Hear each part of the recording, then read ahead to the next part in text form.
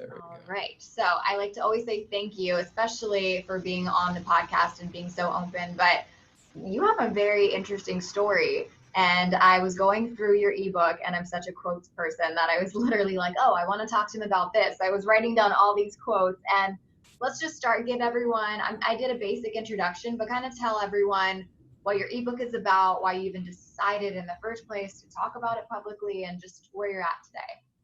Okay, so my ebook is about me overcoming me being molested as a child by my best friend when I was 8 years old.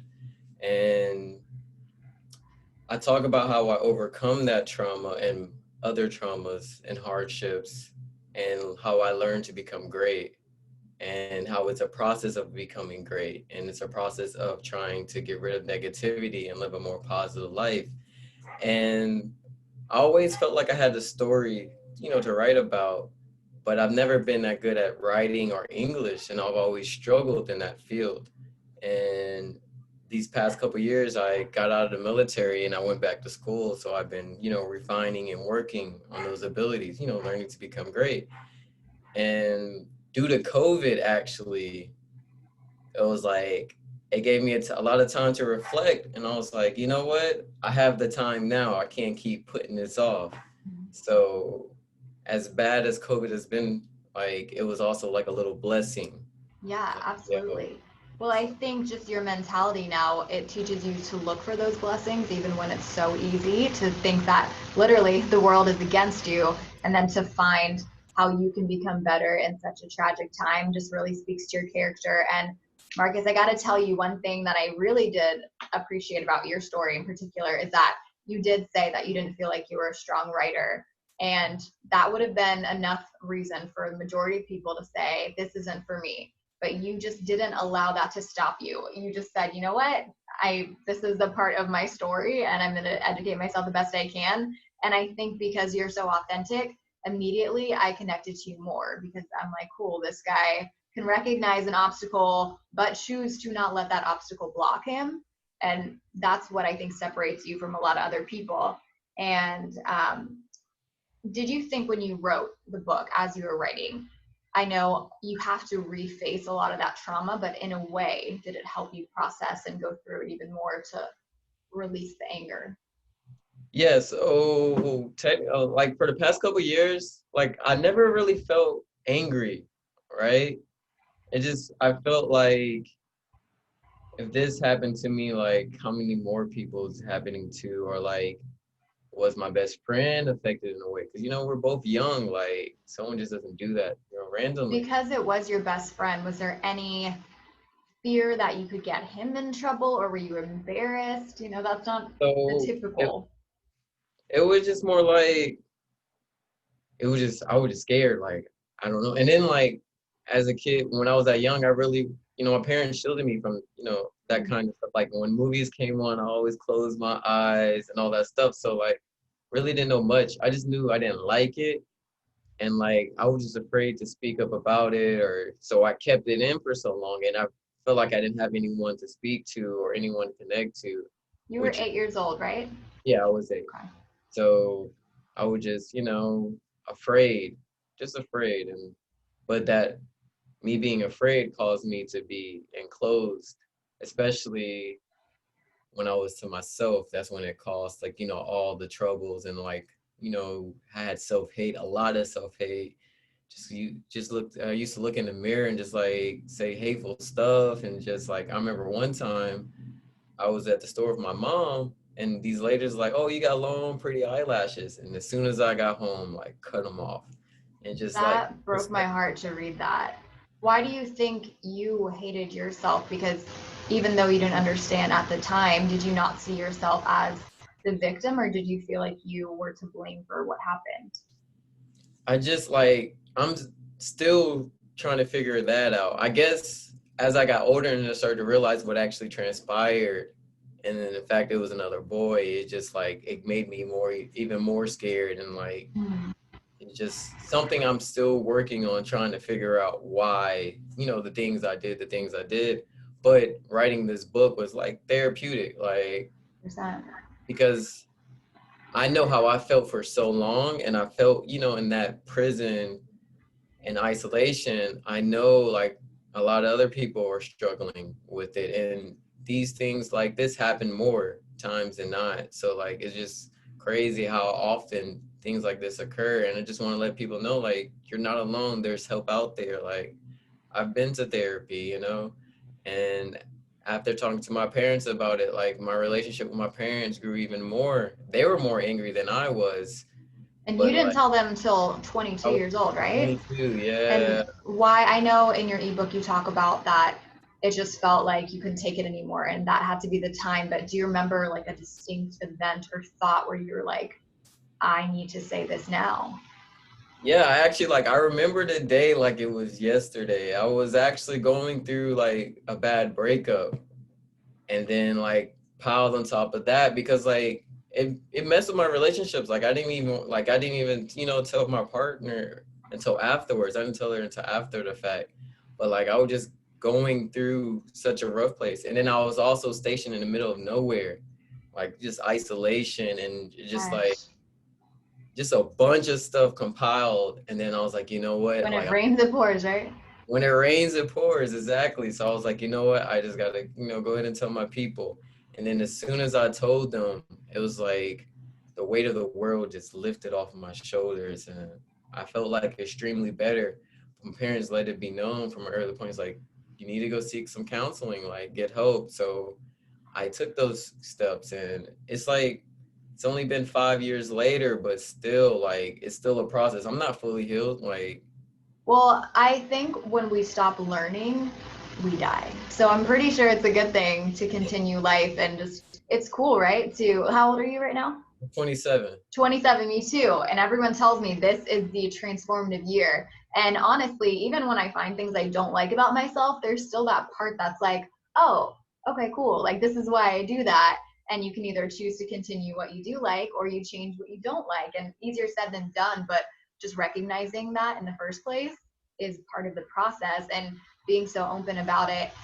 It's like this domino effect when we experience trauma where it just like we hold it in, then we resent other people because they're happy and we don't even know why we're so mad sometimes. Like something that happened when you were 8 years old, a lot of things that happen as a kid you don't forget, and or you do forget, and then you don't even know why you're so angry as an adult, and then when you unravel it you realize where all these things come from. And just with what I was saying about domino effect, I feel like so many people turn to drugs and suicide in the worst cases ever. But if they could just have someone to talk to and just communicate properly, and just someone like you saying, I've been there, you're not alone, it's not your fault, like that is one of the coolest things I've ever seen, honestly. And it's going to make such an impact in people's lives. And I'm sure it already has. And I do want to quote something from your book that I loved. It said, my past hardships, demons, traumas, and breakups have forced me to not only love myself unconditionally,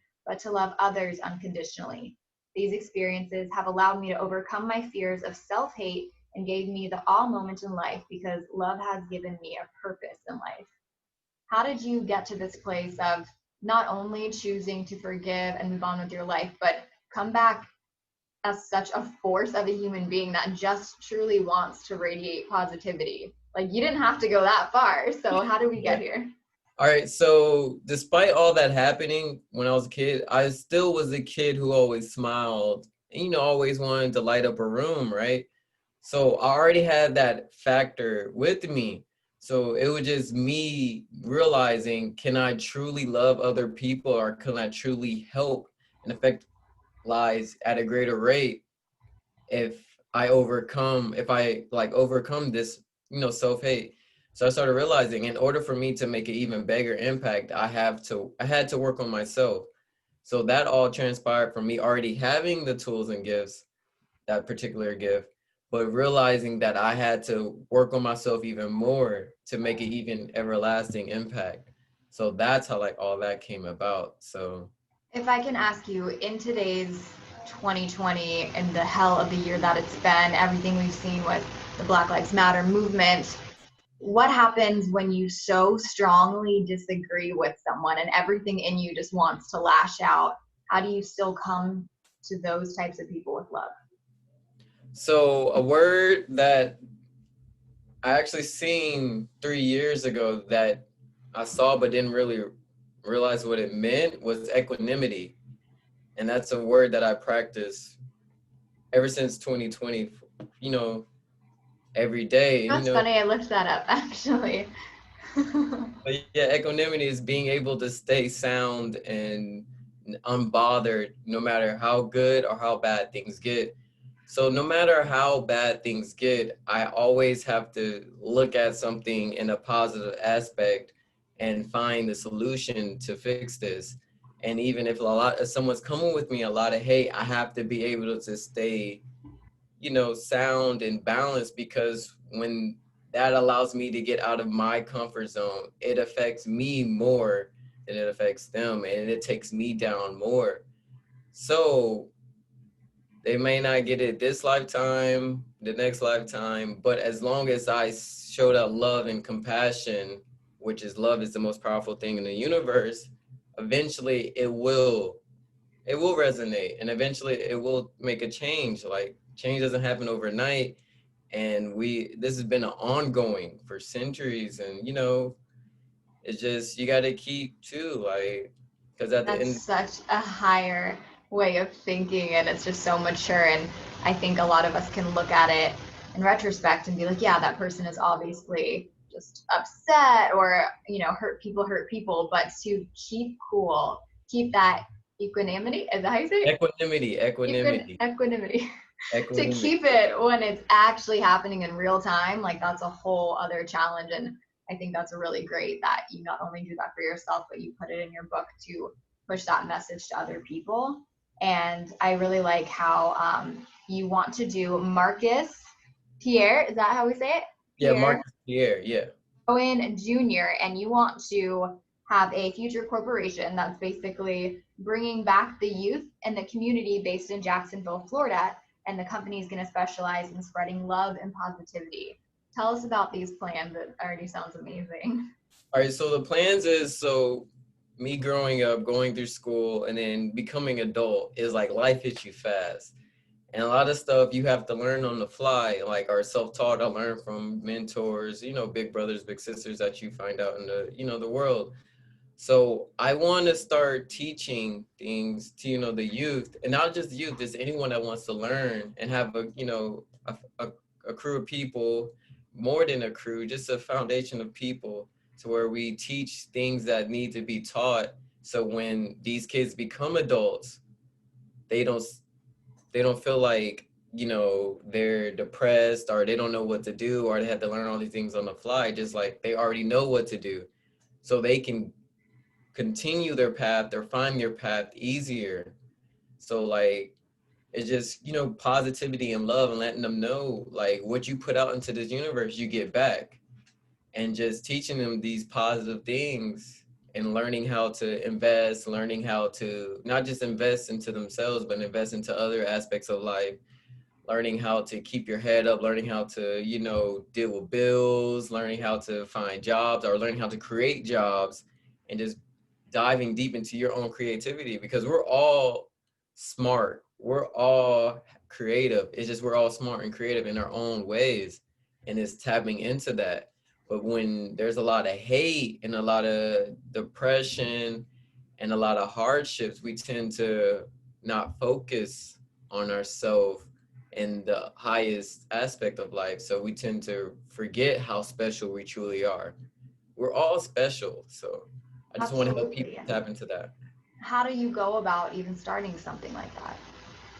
by just having a positive outlook on life, and just,